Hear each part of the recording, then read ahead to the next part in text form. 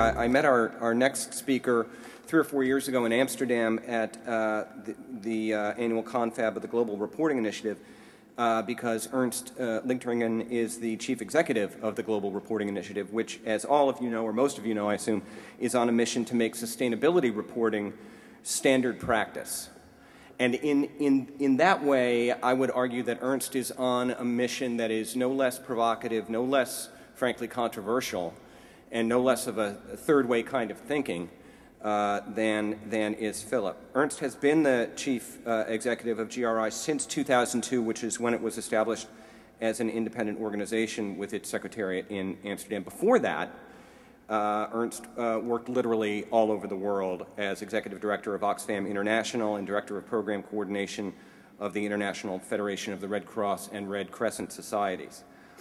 As with our previous speaker, Terry will join Ernst on stage for a bit of discussion after this talk. But for now, I would like you to please join me in welcoming a man I consider to be a genuine international treasure, Ernst Lichteringen.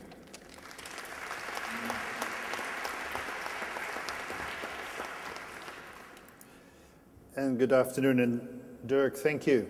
The pronunciation of my name was perfect. Dirk is actually Dirk in Dutch. Are you Dutch, Doc? Part, you see, it's in the genes. It's a pleasure to meet you all again, ladies and gentlemen, and to be here on an important topic. As the Chief Executive of the Global Reporting Initiative, I'd like to talk about the relevance of reporting. But let me start off with this. The very essence of capitalism is under threat, as business is now seen as a personal wealth creator.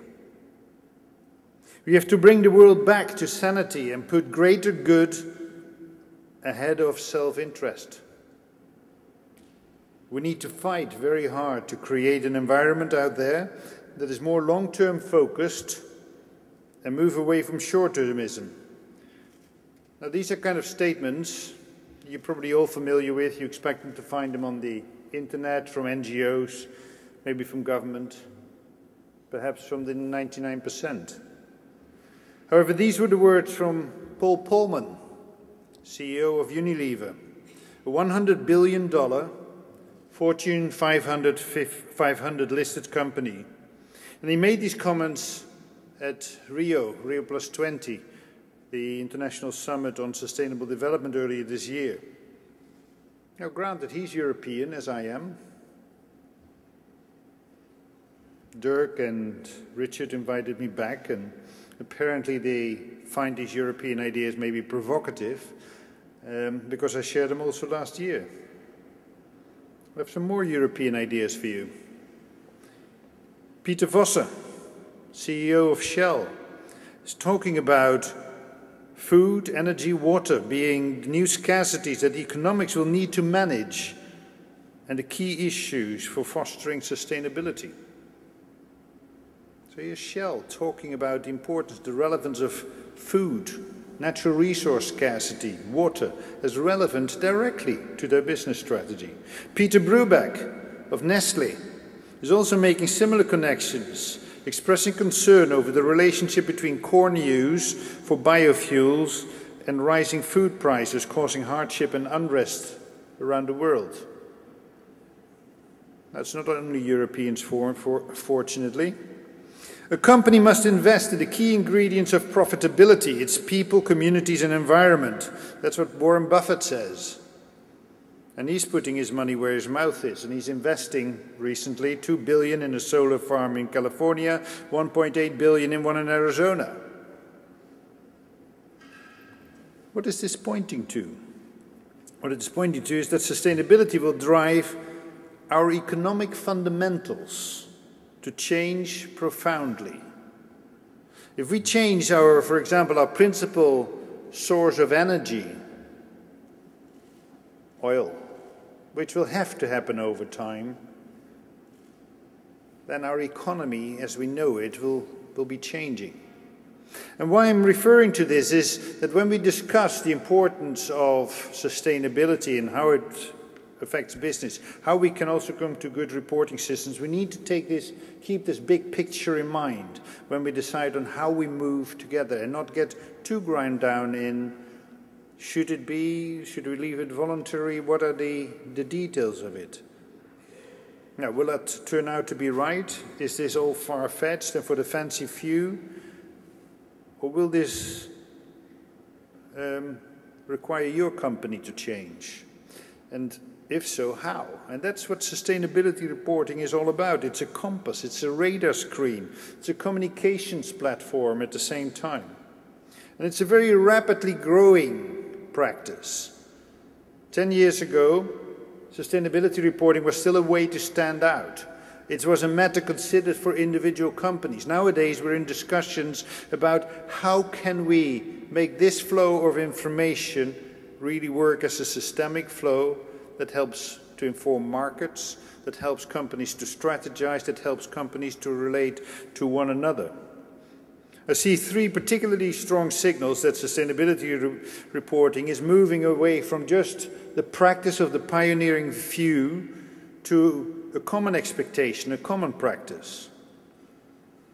A few numbers: 1997, when the GRI was launched in Boston shortly after by Ceres, and I believe Mindy Lubber is here, you'll hear later from her. Ceres was at the cradle of the GRI. In the beginning, just a few years after, there were 200 reports at the most. In 2012, I'm told, there are at least 5,800 reports, and I have some indications to believe that that figure is still conservative. A couple of weeks ago I was in China.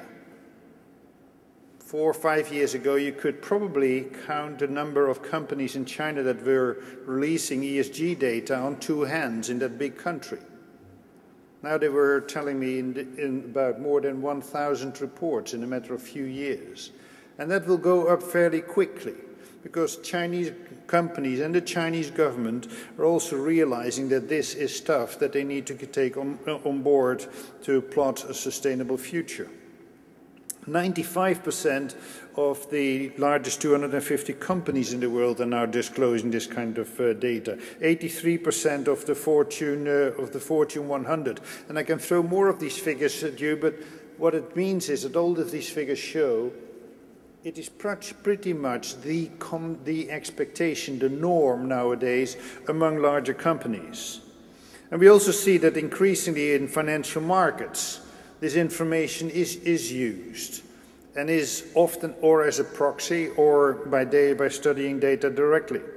The interest of data is evident from Bloomberg, who puts it on its many terminals, and we see many more investors coming to the fore.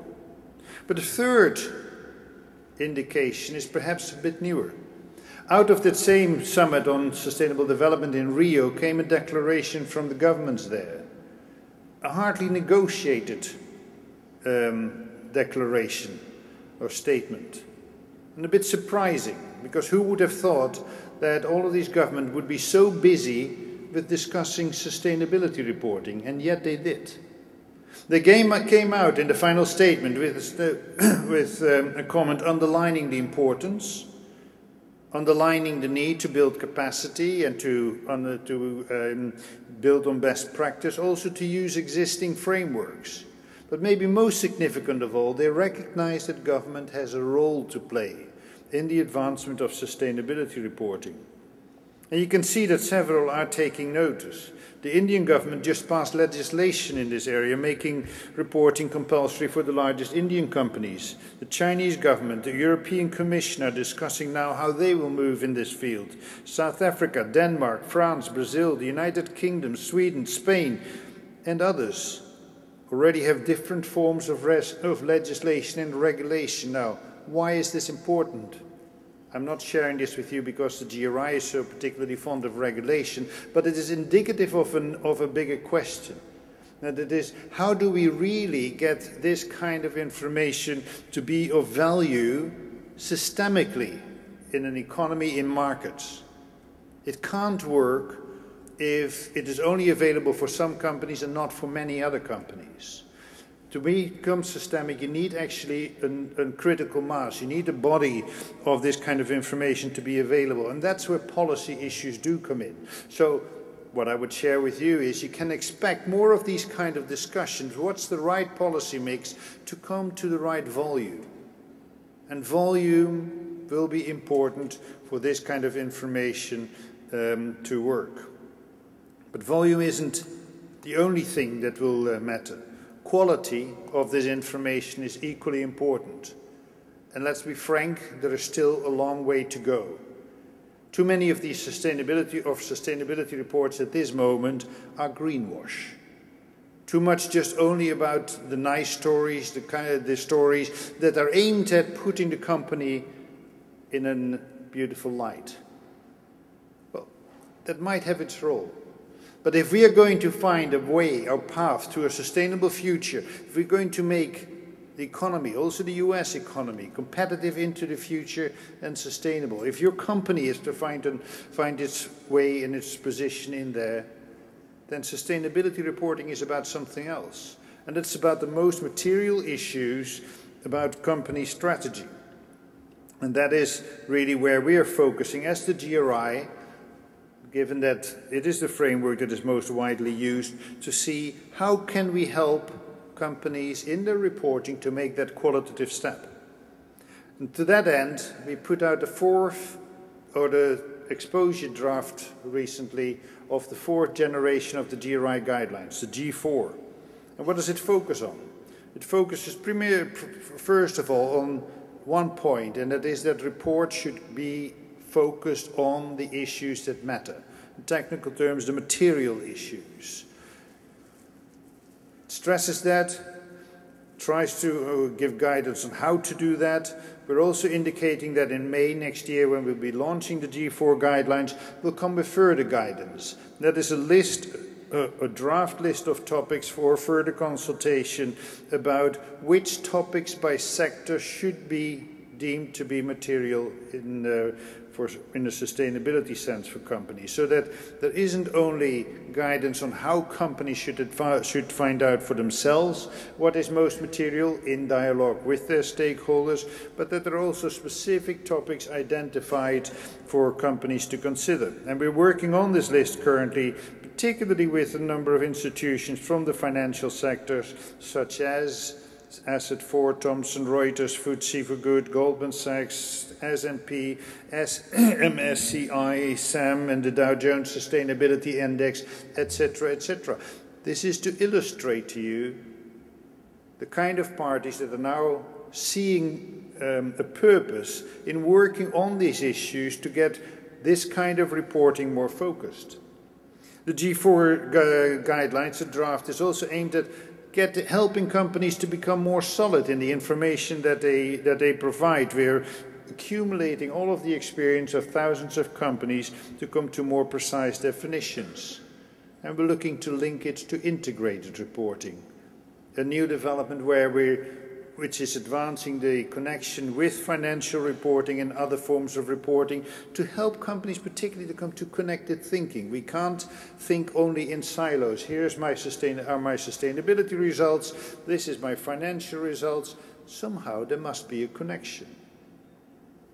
To find it out, to work that out, the GRI is a founding member of the International Integrated Reporting Council. I'm a board member there, and we're working with them to advance it. But we also want the GRI guidance to be connected, so that you can actually publish reports in an integrated format if a company chooses to do so. May I ask you, who of you is familiar with the G4 draft guidelines? Very good. Anybody given feedback? Thank you. And that's most important. Now, if you're among those who have been giving feedback, you probably are, and I hope you've been frank with us. Let me share a little bit, because the GRI did get feedback.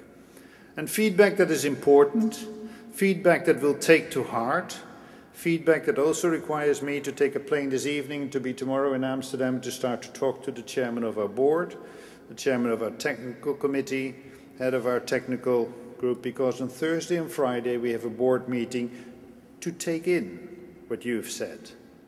And I need to frame that meeting of our board very well.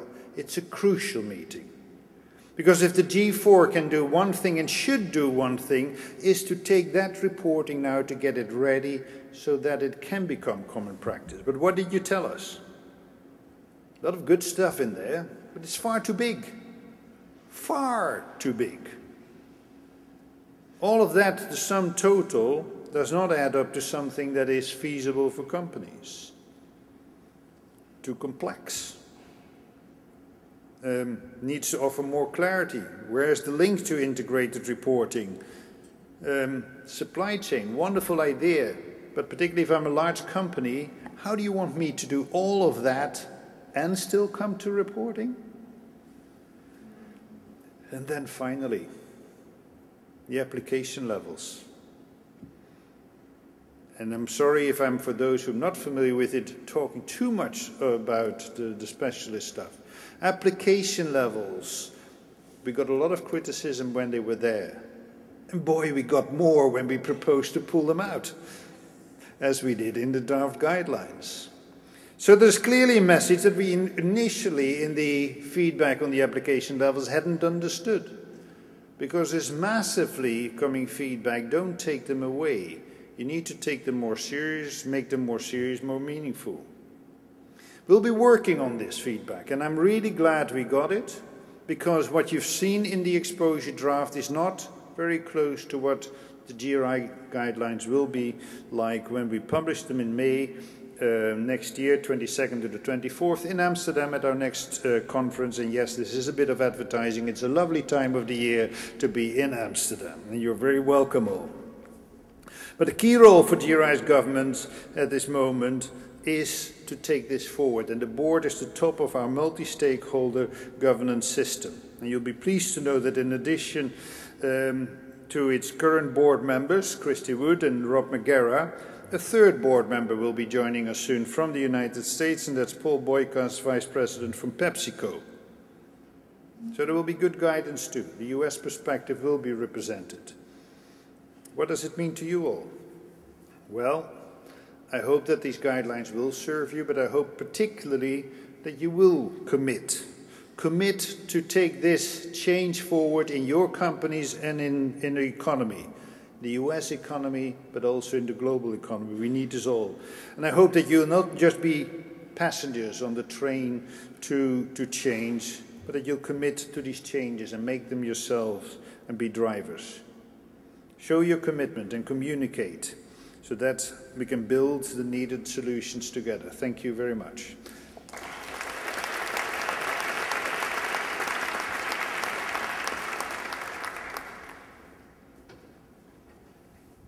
So as I said, this is good fun for me. He's my next victim here, which is good fun. And I want to start with just congratulations on really on this movement and what this particular project represents in it. And at this moment, as you say, a moment of transition to a stronger movement. But I want to ask first, I want you to play a thought experiment for me. There is no sustainability movement. There's no GRI. I'm a 52-year-old American living in the suburbs of Chicago, or a German living in the suburbs of Frankfurt, or an Indian in the suburbs of New Delhi. Pick your spots. How does the world look any different to me had this project, this movement, not been around? Which is a way of asking, how much has it impacted my day-to-day life? I think how it would be different is that there is a much vaguer notion that there is something we need to be concerned about, particularly if you would be working in a company or managing a company, and that you would still be in a world where you're trying to define it. And I'm saying that because what almost every company invariably tells when we ask them, so what difference did the guidelines make to you? Always the answer is, what were kind of abstract ideas suddenly became concrete to us. When we started to report, it's not so much a compliance exercise, now I have to issue this stuff, but when we started to see figures, started to get data, and we really discussed them, a new world opened to us. And these abstract ideas became concrete. So for the people working in these companies, recognizing that there was something that needed to be addressed, it's crystallized that for them. And not just in the companies, it's also, and that's particularly an aspect of sustainability reporting that we encourage, it's dialogue. And it's full of jargon, dialogue with stakeholders. But what's meant is you talk to the fellow passengers on the train or on the journey to sustainability. We're navigating uncharted waters. And we're still all together finding out what the sustainability challenges are. How is this changing our economy, our society, our companies? But to do that well, to find out what matters, you need to talk to others. You cannot figure that out with your windows and your door shut. And so for people who are not in the field, who my imaginary guy in the suburbs, the impact on him, on me, is that these companies have a language and a tool to address these issues. How has that helped my life? How's that made a difference in my life if I'm not in the field? In the field, you mean if you're not... The sustainability, yeah. The sustainability. If I'm a consumer, an investor, a citizen. Exactly. Well, it helped you because you get now companies, you get others who take more seriously, who actually have the means to take on board what changes mean to them, what an increasing scarcity of natural resources mean to them, what rethinking your energy sources, what that means actually to a company, or changing labor practices, what it means to companies, and that you get more concrete information to say, now, how can I position in the future? But if I'm also not part of this community, who is actually performing in what way? Who is taking this seriously? Now, very few people, let's be honest, are going to deeply dive into these reports. But these people have others who do this for them, intermediaries. There are rating agencies that are increasingly working with this stuff and are demonstrating the relative performance of different companies. And these issues matter. Because a lot of these issues is what drives suddenly thousands of people at moments of outbursts onto the street. And they've started here in Wall Street. And they've been around in many, many of the other places in the world. Whether you see them in the Middle East, whether you look at the enormous images of the Plaza del Sol in Madrid. And that is people who are profoundly concerned with where a country is going, where an economy is going, whether they can trust the business leaders. And that was that first statement which I quoted from Paul Polman, is addressing that. It's a trust issue. You touched on what my next question was going to be, which is, so who then is the best customer, the best reader of these reports? As you acknowledge, they aren't going to be, although in these days on the internet, anybody can get anything, and there's the most surprising kinds of people, maybe even reporters will actually read these reports. But who's the best customer? I think the most important one is the CEO. Look at what your company is about overall and how it is affecting the world, but also what others are telling about your company and what they are expecting. There will be a few others who might read it comprehensively, specialist analysts might do this. Some people in the media, journalists, specialists, some might do this. But on the whole, I think the function is different. We're living in a world nowadays where increasingly people expect to be able to find information when they need it, and that's relevant to them. So what we're also going to do with the G4 is to come with a new format. We'll bring it out online, and we're going to try and encourage more and more companies to first of all see their channel for delivery through electronic means. And that is to open it up so that it becomes increasingly easy for those who search on the internet to find the data points that they want. And also to quickly connect it to other companies and to start to compare. And information drives mindsets. It helps us to think and to advance, and that's what we need at this point. Let's bring a little of the skepticism that you touched on in your talk on this. Greenwashing, love that term. Mm-hmm. How big of a problem is it? How do you fix it? I think it's a big problem. When we look at the earlier stages of ESG, sustainability, management with companies, and the reporting, it's too much focused on we're doing the nice things. This is additional to the core stuff. You can see it often on those who had responsibility in the early years. It was kind of a distant department in the company. That is changing now, and I see several people here who are far more engaged with the core of the company. And that is a change that we still need to see broadening, because too many of these reports only talk about the nice things. One of the principles that the GRI puts forward in reporting is balanced reporting. And it's fundamental. It's not just an exercise of honesty to yourself, but it's an exercise in building credibility with your readers. Assume your readers to be intelligent. And as I just said, they're not going to read your report at the moment that you publish it. There are very few people who do this. But there will be things happening, and suddenly they're drawn to look for information about your company. Now, that might be under good circumstances. It might also be under critical circumstances. In that moment, they really want to know whether you're aware of your critical issues, how you're going to tackle them, how you integrate them in your strategy. And if you only have a report that has lots of nice photos, and curiously the color green dominates often these photos, nice smiling faces, and you only hear the good side, that always leaves the reader with a nagging question. What is it that I'm not reading here? But do you really expect companies to say, yeah, we slipped up on the environmental side like this, we weren't treating our workers in this country very well like this? I mean, despite several centuries of accounting tradition and mountains of law about it, a lot of companies still manage to cook their financial books in their statements, to say nothing of the sustainability books. Yeah, there is a bit of a challenge there. I believe the saying comes from here, what gets disclosed gets litigated. That's an American perspective. Right. However, I do actually think it is very wise strategy.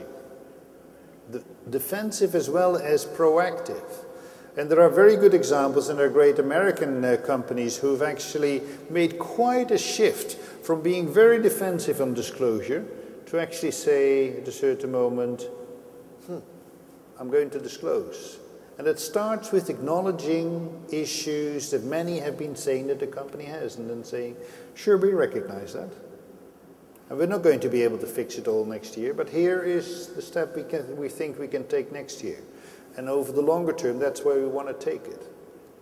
And I don't want to highlight now specific companies, but I've heard the stories from executives involved.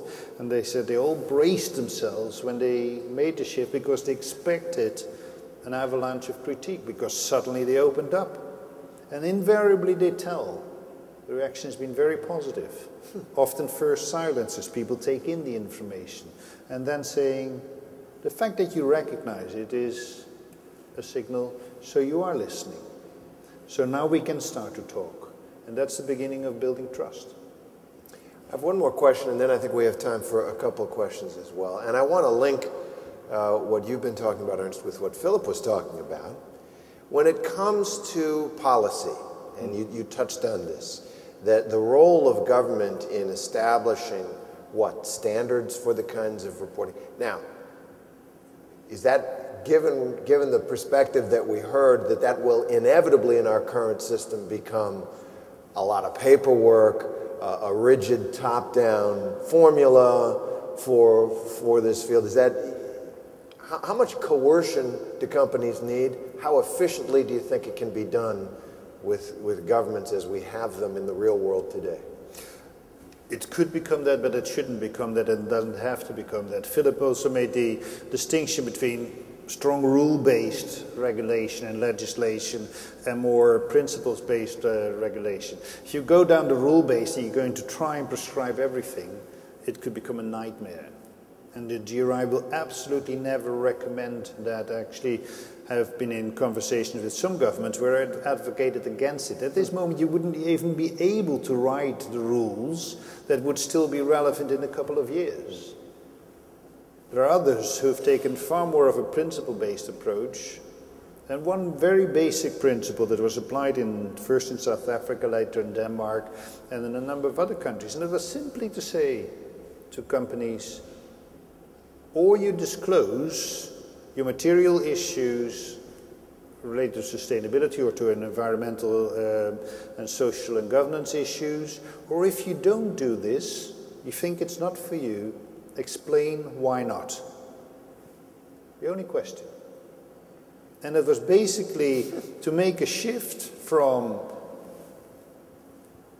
this is something voluntary, and if you don't do it, you've nothing to explain, to say, no, here is a system. It's still voluntary, but if you don't think this is for you, and you won't share this information with the market, explain it. Why not?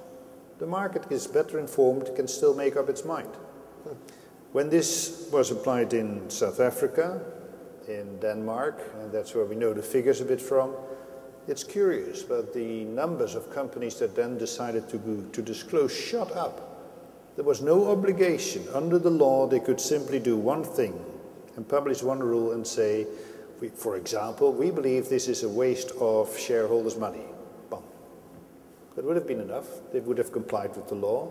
But it's curious that the only thing that the law required is stop, think, make a decision in the public light. That was all. It's clever. Well, I do think we have time for a couple questions. We have a microphone. Thank you very much, this gentleman here.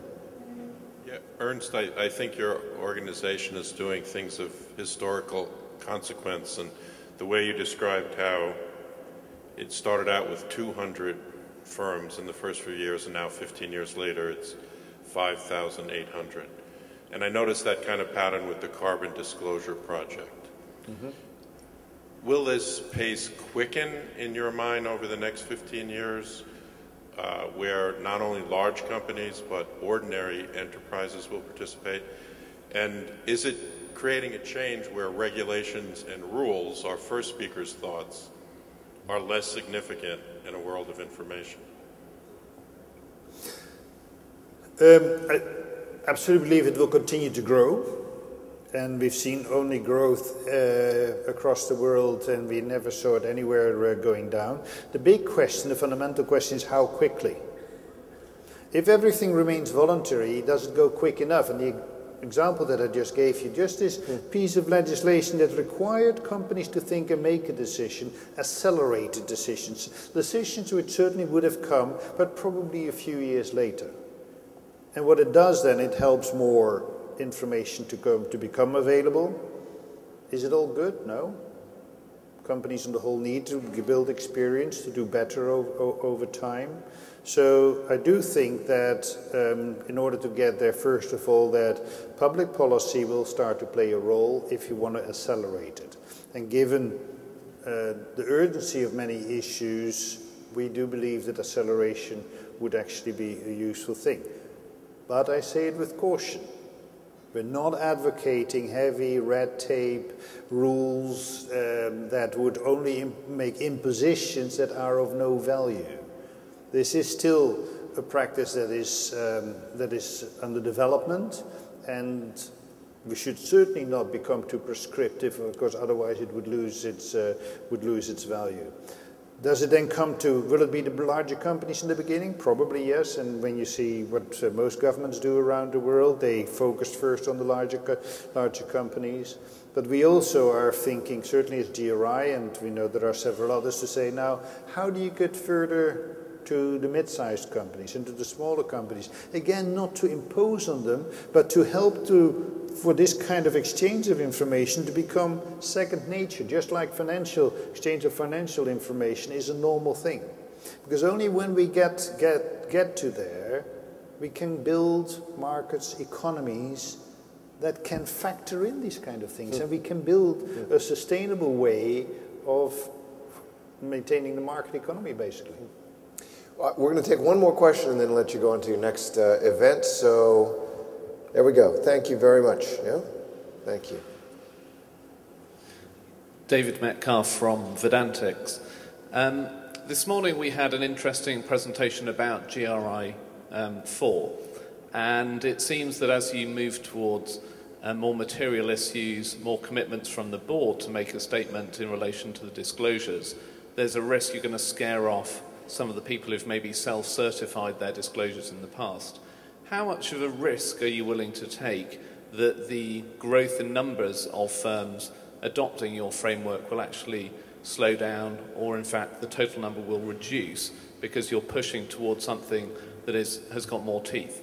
Mm-hmm. I think the feedback has been very important and makes us also think so, not so much how much risk do we want to come to the perfect system, but what would serve our purposes, or what would serve your purposes at this moment, and the purposes of both the reporting entity and the information users. Because the only objective that the GRI has is to help this kind of information to become more meaningful, and you do this by improving the quality and by getting the numbers up. So if at a certain moment there are good reasons why companies would hold back and not share it, we would be acting counter to our intention. And that's the difficulty in much of the feedback that we've had. There is a balance. The perfect can be the enemy of the good. We had a lot of perfect stuff, or we have a lot of perfect stuff in the draft G4 guidelines. But now we need to look at, so how do you calibrate it? What's the balance between getting to reporting, giving guidance to reporting that's good enough, but that is also at a level that many more companies will feel confident about, that they can pick it up, so that there is a larger body of information later on available. We're not going to be in the business of driving perfect information from a smaller number of companies. Ernst, thank you very much and good luck. Good luck with it. Thank you. Thank you. Ladies and gentlemen, how about a big round of applause for Terry Moran for doing a great job moderating those two conversations. Thanks, Ernst.